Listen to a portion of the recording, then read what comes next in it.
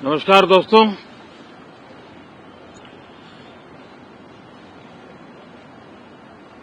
Monsoon सत्र में आप सभी मीडिया जगत के लोगों का स्वागत है। साथियों, मानसून नवीनता और नवसर्जन का प्रतीक है और अब तक जो खबरें मिली है, देश में मौसम बहुत ही अच्छे ढंग से आगे बढ़ रहा है। कृषि को लाभदायक मौसम की खबरें हैं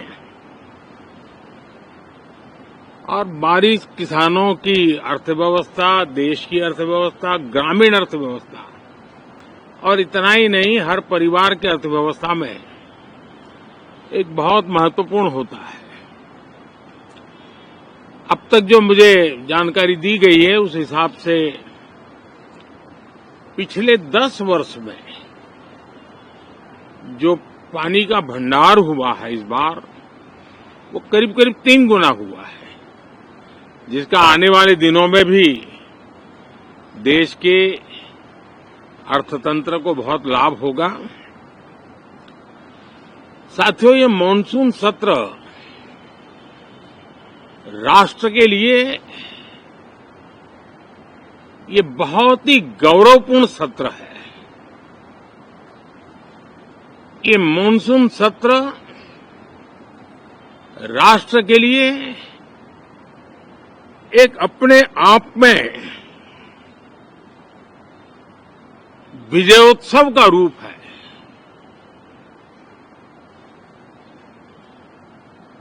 और जब मैं कहता हूं कि सत्र राष्ट्र गौरव और विजयोत्सव का सत्र है, तो सबसे पहले तो मैं पहली बार इंटरनेशनल स्पेस स्टेशन पर भारत का तिरंगा झंडा वहां लहराना, ये हर देशवासी के लिए गौरव की पल है। देश में साइंस टेक्नोलॉजी के प्रति, इनोवेशन के प्रति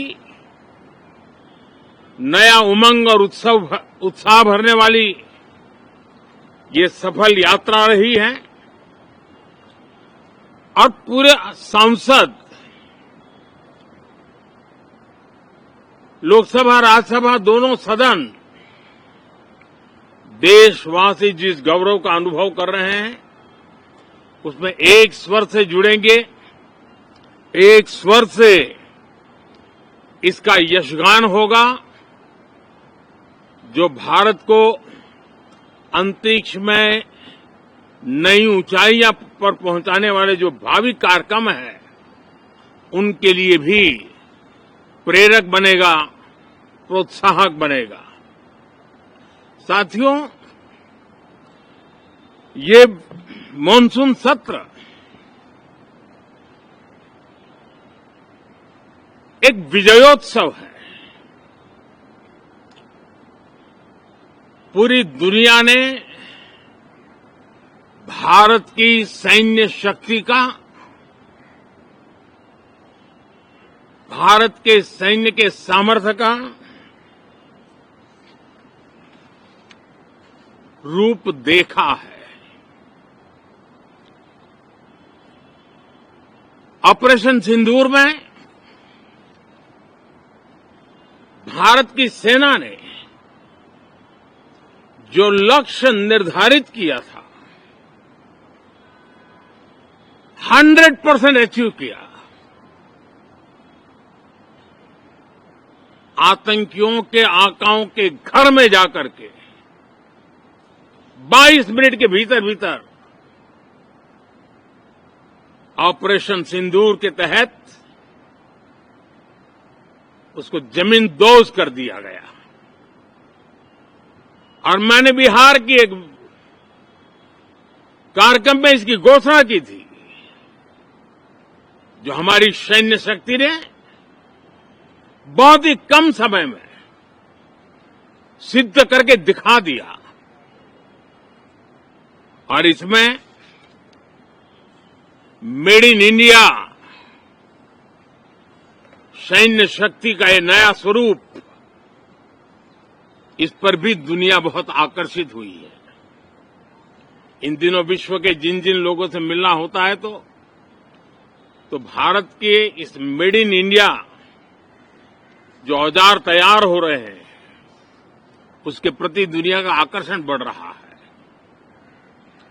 मुझे विश्वास है कि जब सदन इस विजयोत्सव को एक स्वर में विजय के भाव से इस सत्र के दरमियान उन ओजस्वी तेजस्वी भावनाओं को प्रकट करेगा, तो भारत की सैन्य शक्ति को बल मिलेगा, प्रोत्साहन मिलेगा, देशवासियों को प्रेरणा मिलेगी और सैन्य क्षेत्र में जो रिसर्च, इनोवेशन और मैन्युफैक्चरिंग हो रहे हैं, made in India defence equipment बन रहे हैं, उसको भी एक बल मिलेगा और जो भारत के नौजवानों के लिए नए रोजगार के अवसर पैदा करेगा। साथियों, ये दशक हम एक प्रकार से देख सकते हैं कि शांति और प्रगति कंधे से कंधा मिलाकर के आगे बढ़ने के कदम कदम पर प्रगति के एहसास करते रहे हैं।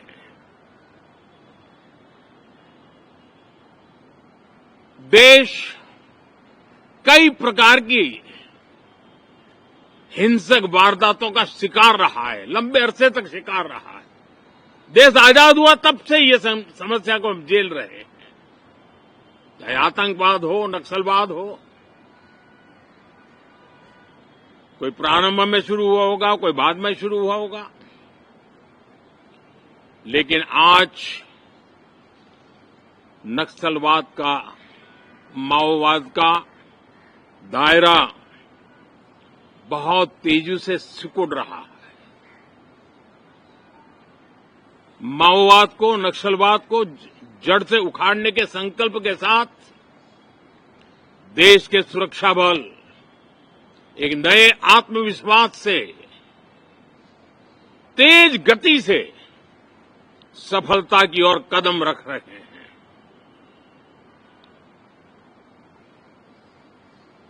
और मैं गर्व से कह सकता हूं,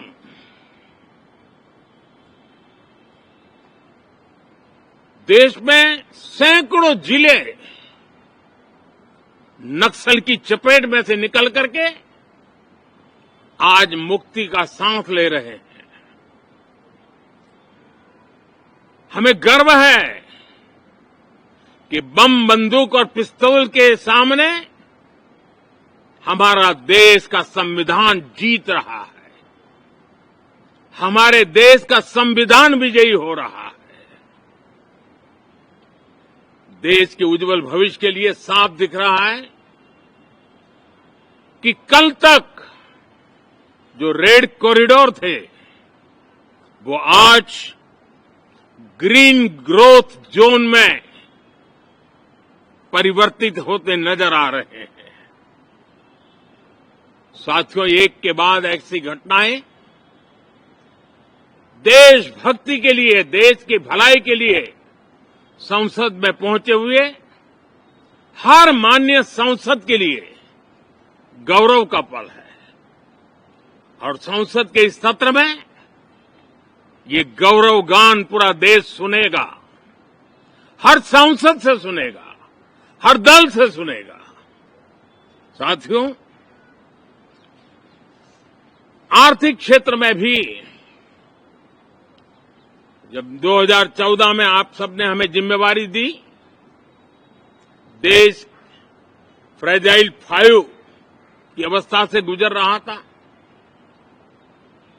2014 के पहले वैश्विक अर्थव्यवस्था में हम 10वें नंबर पर थे और आज भारत तेज गति से दुनिया की तीसरे नंबर की अर्थव्यवस्था बनने की दिशा में आगे बढ़ रहा है, दरवाजे पर दस्तक दे रहा है। इन दिनों 25 करोड़ गरीबों का गरीबी से बाहर निकलना, जिसको विश्व की अनेक संस्थाएं सराहना कर रही है। देश में एक जमाना था 2014 के पहले, जब महंगाई का दर, इन्फ्लेशन रेट डबल डिजिट में हुआ करता था। आज 2% के आसपास आकर के देश के सामान्य मानवी के जीवन में राहत बन गया है, सुविधा बन गया है।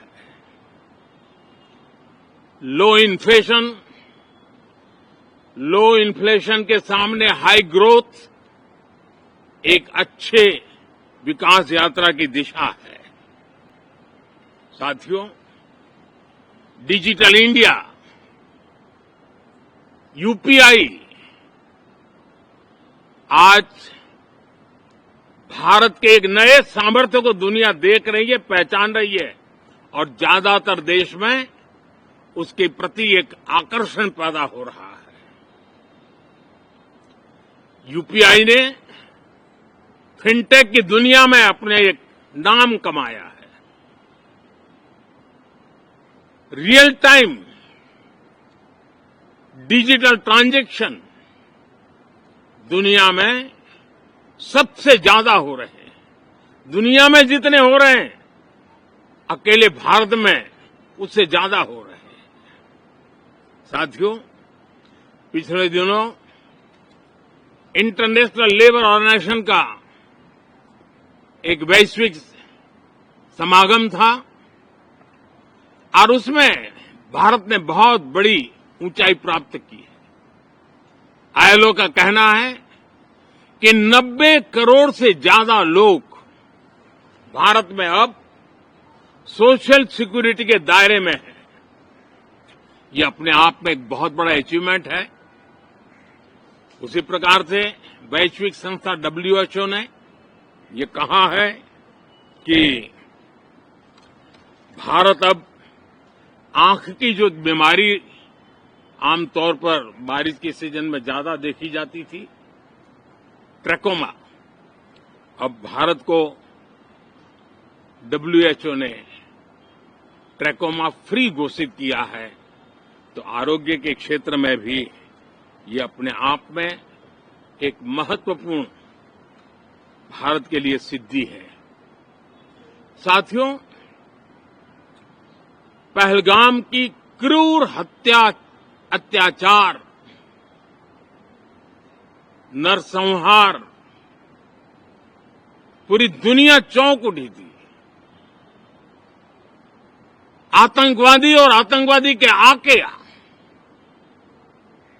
दुनिया का ध्यान उनकी तरफ केंद्रित हुआ था और उस समय दल हित छोड़ करके देश हित में हमारे ज्यादातर दलों के प्रतिनिधि, ज्यादातर राज्यों के प्रतिनिधि विश्व भ्रमण किया, दुनिया के अनेक देशों में गए और एक स्वर से दुनिया के सामने आतंकवादियों का आका पाकिस्तान को बेनकाब करने का एक बहुत सफल अभियान चलाया। मैं आज